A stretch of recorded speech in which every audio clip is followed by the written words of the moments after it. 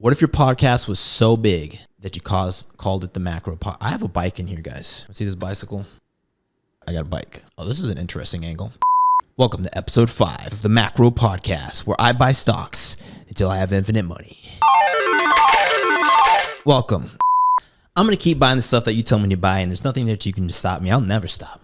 I'll never stop buying these stocks, guys. And I mean it. Try and stop me. No, but seriously, guys, this is another episode of the Macro Podcast where I grow a portfolio from zero, investing $250 every single week. We're a little over $2,000. Took a little break because I got busy. And yeah, I'm super hard on myself, sticking to schedules, and I just needed a break. Posting videos on all the other channels, yada, yada, yada. About to hit 10,000 subs on the channel, so that's dope. If you're listening to this somewhere other than YouTube for some reason, I don't even know how that would work. Go to the channel, subscribe, help me hit 10K. I love and appreciate each and all of you. So why am I doing this? I'm doing this because long-term investing is so important. I want to show that all it takes is consistency to grow a sum of money, right? Even if you don't do it perfectly, okay, maybe you don't get crazy 30% year-over-year gains. Maybe you only get 5, maybe you only get 1, maybe you even lose money. Having money in the bank is better than not. So many people stop themselves because they're so worried about optimization, all right? Optimization only matters when you have something to optimize. Let's get into episode 5 of the Macro Podcast with your host, me. Welcome back to the podcast where I just buy stocks. That's the premise of the show. Let's get into it. One of the things I want to start with on the show is Nvidia, right? Nvidia's been hot lately. And I also do want to call out that I did play some options in this account, even though this is not an account that I trade. Ended up doing it because I'm a trader and I'm just addicted to it. Had a nice little 300% gain. That's fine. So the account is up like an extra $250 or something, you know, outside of the money that I've invested in it. So we're going to pop that up on the screen here in a second. But I want to talk about Nvidia. Actually, I'll pull up the charts while I talk about Nvidia. So Nvidia is a star child. Its market cap has, I think, exceeded Apple. And there's this idea that market cap and stock prices in general can have some limit, right? People often feel like sometimes they don't want to get in late because you don't want to buy a stock that is overpriced, right? You want to feel like you're getting a good price. But here's the thing about the stock market, guys. There is no upper limit to prices, right? Companies can technically have infinite value. And the reason that they can have infinite value is because we keep printing more money and we keep making more people, right? I.e. inflation. Not to mention, right, that there are industries that will exist that don't exist now. So, right, we think of Nvidia as a GPU manufacturer. They obviously do other things. Those GPUs now are being used in data centers for, compute essentially, right? So typically data centers, you just had, compute and storage, but now you have GPU specific compute. There's things, if you're ever looked at mining, right? There's different types of GPUs. There's ASIC miners, right? There's all these different compute use cases. And as, general purpose GPUs that Nvidia manufactures gets adopted for those use cases, their addressable market will grow, right? So you always have to be careful when you're looking at a company to think that they are tapped out in terms of the amount of money that they can make and thus the value, right? The price that we pay for a stock is not based off of a company's worth. I think that's one of the biggest misconceptions, right? And we can just see that, right? There's companies like Tesla, there's Microsoft.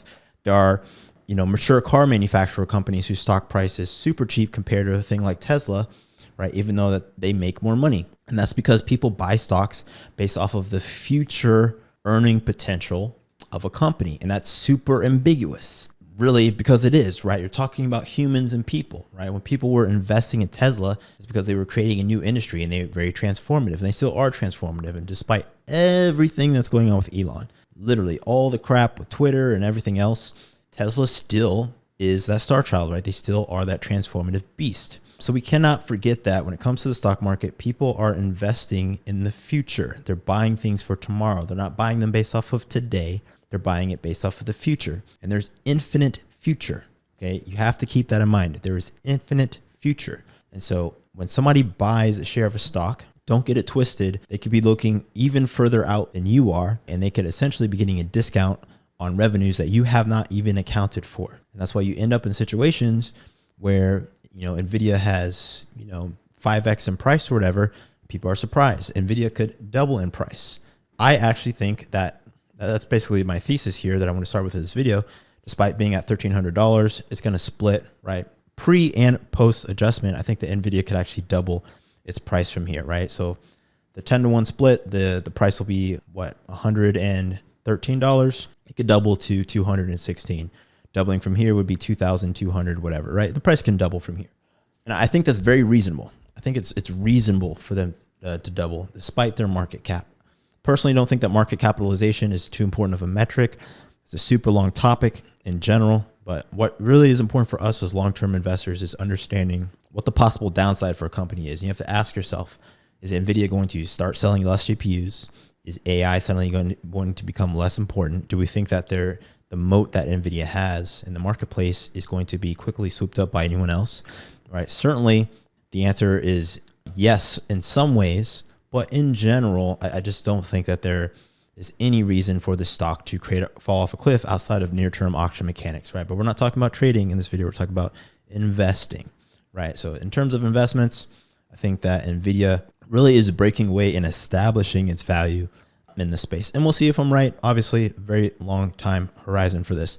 Let's take a look at the portfolio so far. Okay, you can see that we're at $2,186, a couple $1,000 since I started this already. Started this account from zero, guys, and we're already up $2,185. I have $365 left over. Again, I did take an options trade in here. You can see here I bought a little call. I was going to do a different video talking about GameStop, which is why I bought this, kind of to show why this is puttering out. For anybody who doesn't know, I made a couple $100,000 on GameStop back in the day. I was a part of the army of people who originally was in. That was fun. Literally got lucky on that. So I'll circle back to GameStop, that one option position. But in general here, I think they also added a options total return. I can't really tell what that looks like. But we've got Apple, VU, Tesla, VTI, Palantir, Nvidia, Microsoft, Procter & Gamble, Invax, MMM, and a bunch of other things. So let me close some tabs I know I don't need.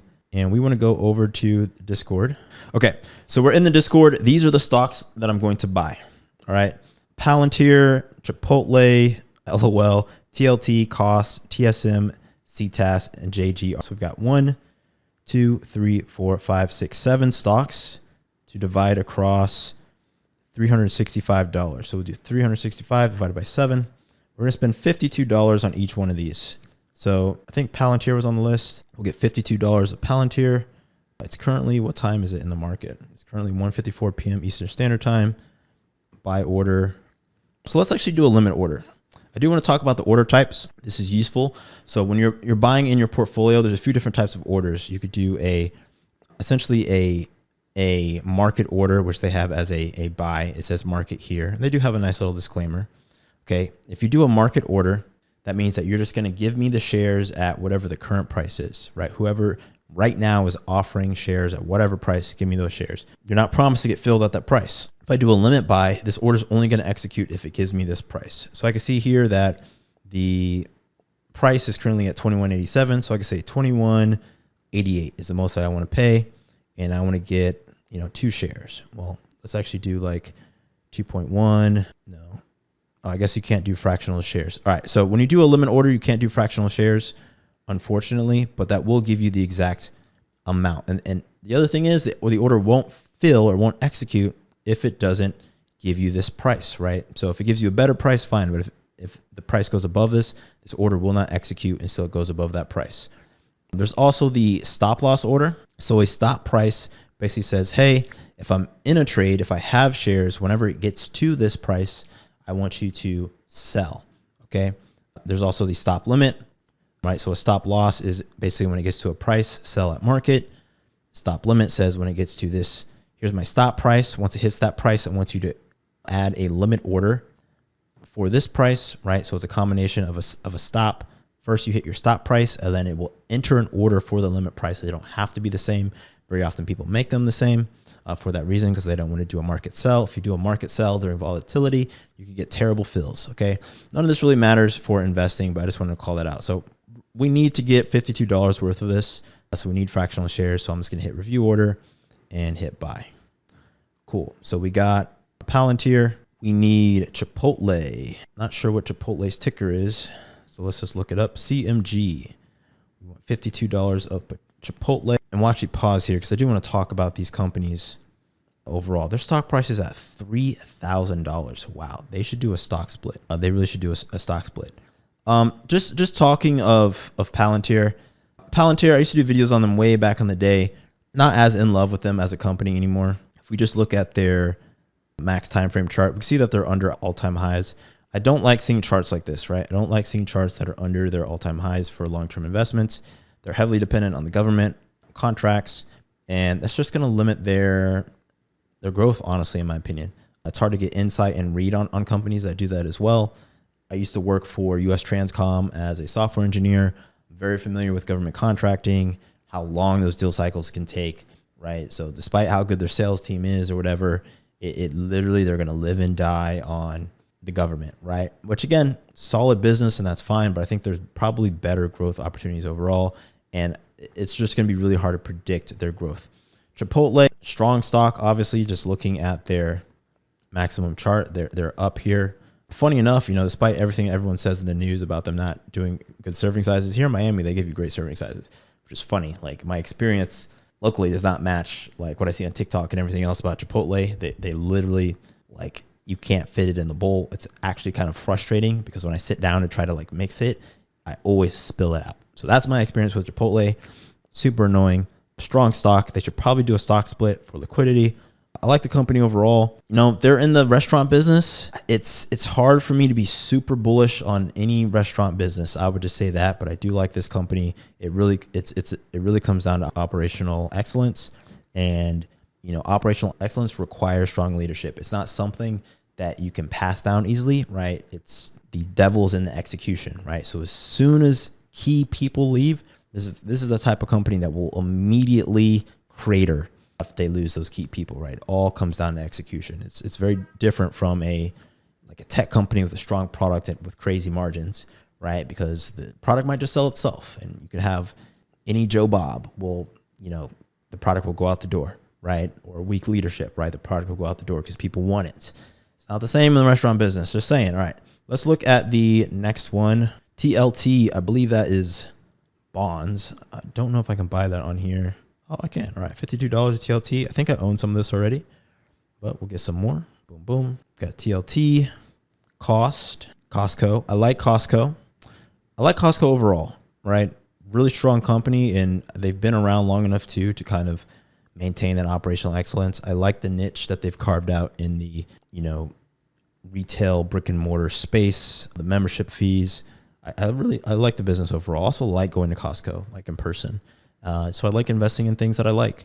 And if you're a new investor and you're thinking about what to put in your portfolio, if you've started one along with this, buying stocks or ETFs or whatever, you're thinking about what stocks do I want to pick. Buy things that you like. Buy stores that you go to often. It really is that simple, because on the long run, there's millions of other people like you who are going to that business, and it'll either be one of the best investments you've made, or you'll learn a lesson. But overall, it's one of the simplest ways to start getting investing. Keep going over to Visual Studio and excellent. TSM, Taiwan Semiconductor Manufacturing.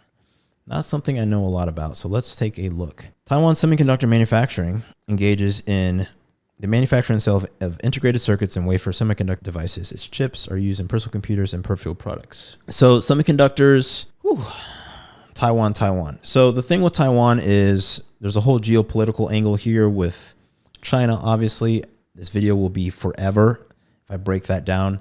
I do like investing. I'll say this, with AI, becoming not more mainstream, but there are more mainstream use cases, and people are able to build product, services, new technology on a readily available foundation, whether it's OpenAI or running your own LLM, because it's easier to do now. I do like all compute related use cases, including semiconductor manufacturers. So I do like this just long term, based off of probably even further demand on semiconductors, and not like there was light demand before, by the way, right, on semiconductors. I don't think there's ever been low demand on semiconductors, and it's only going to go up. CTAS, Cintas Corp engages in the provision of corporate identity uniforms through rental and sales programs, or operates through following segment uniform rental.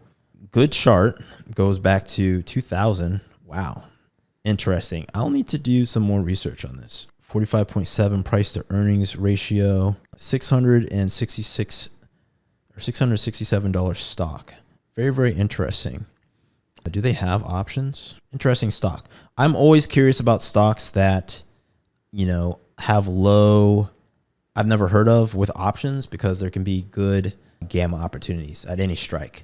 We're not talking about trading here, but yeah, I like the chart overall. It might seem silly, but you can see a chart like this that is starting to just go up. That's what we want to see, because over time, right, you can expect continuation of the shape versus like a Palantir, which had a very, very different shape. Okay. Small details like that really, really matter in trading and investing. JGRO. I will say on this business though, right, selling uniforms, it's like a necessity. I wonder what they're, are they doing better than inflation or anything like that? I don't know. I do not know. Let's look at their 1 year. They're up 40% this year. Wow. Very interesting. I'm going to put this on my list to do some more investing in. JGRO, JP Morgan Active Growth ETF. Okay. I like ETFs. Let's see what their 5 year, looks like they're right under 5 years. They came out in 2022. They're up 42% all time, which is not sure. Let's compare them to SPY over the last, since 2022. 5 year, SPY is up. I'm actually not doing this correctly. I want to look at SPY from, I don't know. I'm not going to figure this out on this video, guys. But in any case, looks like they're an active growth ETF.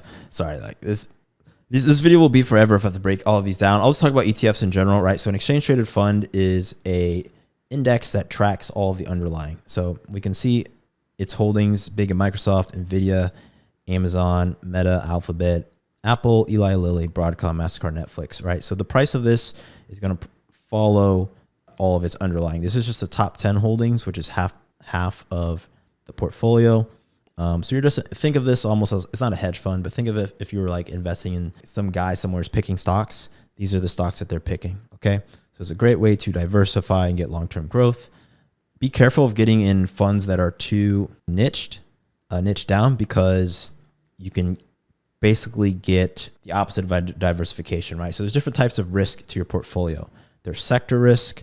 There's like cycle risk, right? What would be sector risk, right? So if I'm in all tech stocks, if my entire portfolio is tech stocks and tech is down, yikes. If my entire portfolio is banking and banking is down, yikes. But if some of my portfolio is banking and some of it is tech and banking is down, tech might be up. That's good. That's general diversification. If all of my portfolio is large companies, okay, versus small companies, you might not think that, but yes, all large companies are correlated via their size. Why? Because they have to borrow large amounts of money, and when leverage of capital changes, it will affect all large borrowers of money.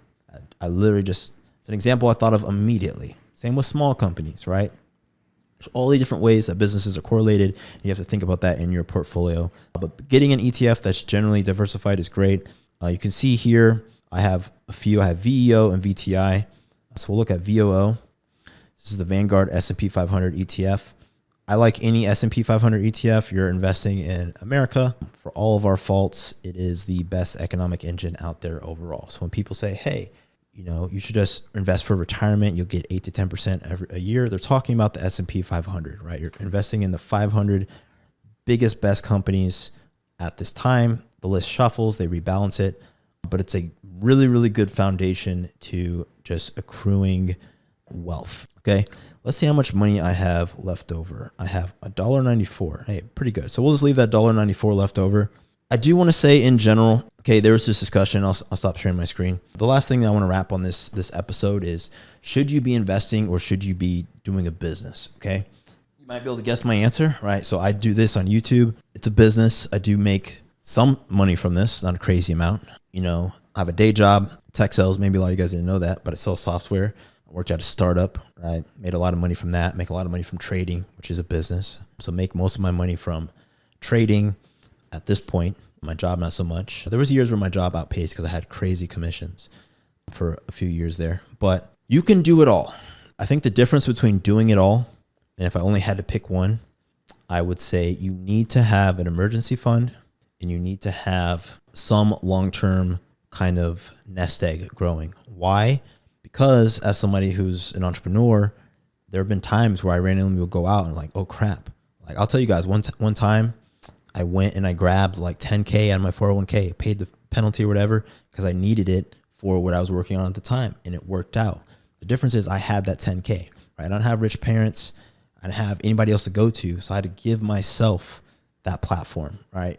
People like to complain about like the Jeff Bezos or Bill Gates or whatever rich guy about how they were given $300,000 from their parents. Well, if you don't have that opportunity, then you need to pour the concrete for your own foundation. It might not be as big, it might not be as great, but it's better than nothing. Don't fall into the trap of thinking because you can't replicate the literal most exceptional people in the world that your alternative option is doing nothing. Okay, it's a terrible idea. Okay, you want to do something. Okay, if I wrote you a check for $4,000 right now, you wouldn't be like, oh, well, it's not 300,000. You'd be like, oh, sweet, $4,000. Okay, despite where I am in my life right now, I would be like, oh, sweet, $4,000. $4,000 is a lot of money, right? Even if you're a multimillionaire, $4,000 is a lot of money. Okay, I'm telling you guys, it's a lot of money. So do not make the fallacy. It's easy on the internet. All the negative Nancy's who want to say, oh, well, I don't have this, or I don't have that, or blah, blah, blah, blah, blah. It's like, okay, well, do something. Maybe you can't get $4,000. Maybe you can only get $1,000. But I guarantee you, when you need it, you're going to be happy it's there. In 20 years, when you've been investing, if you started this project with me, maybe you're not doing $250 a week, maybe you're doing $50, you're going to be happy that you have literally tens of thousands of dollars available instead of zero. That's the difference that we're making, that we're working on, right? And if you become an entrepreneur, you make millions of bucks. Guess what? This is a problem that all entrepreneurs have, is you literally have figured out how to make money in one way. So you need to put it somewhere, right? You can either spend it or you can put it somewhere. Well, once you've made a couple $1 million, you have to put it into the market. You end up just putting it into S&P 500 anyways. So it'll grow. So you don't have to keep working forever. I know, I live down here in Miami, Florida, guys. I know a lot of the, influencers and hustle culture people. Like, I've met them. I know some of them. Okay. And I'm telling you, these are real problems that these people have at every level, is that you have to get off the bus at some point, stop working. You have to put your money somewhere, and everybody puts it into the market. They put it in real estate. Okay. But you want to put it in an asset that is generally going to appreciate, right? And yeah, that you can turn into cash later. So that is it for this episode. Overall, happy with the growth. It's going to be slow growth overall, but yeah, I might take a few more trades, a few leap trades, long-term kind of option trades like that. But you can see how even just here on the 5th episode, how we're already over a couple $1,000s just by investing really haphazardly here over time, which is the point. And eventually this will hit 5,000, it'll hit 10,000, it'll hit 20,000. And those of you who have watched this from the beginning are like, wow, I watched this guy do this over real time. I should have started. And that's the point you should start. Right? If you haven't started on this episode, okay, actually, Shella, let's put this in the beginning. Let's put this in the beginning. If you haven't started investing and you're watching this episode, start now, because we're only 5 weeks in and we're already $2,000 up. Okay, don't make that mistake. Subscribe, check out the videos. Appreciate y'all, and have a blessed day. Deuces.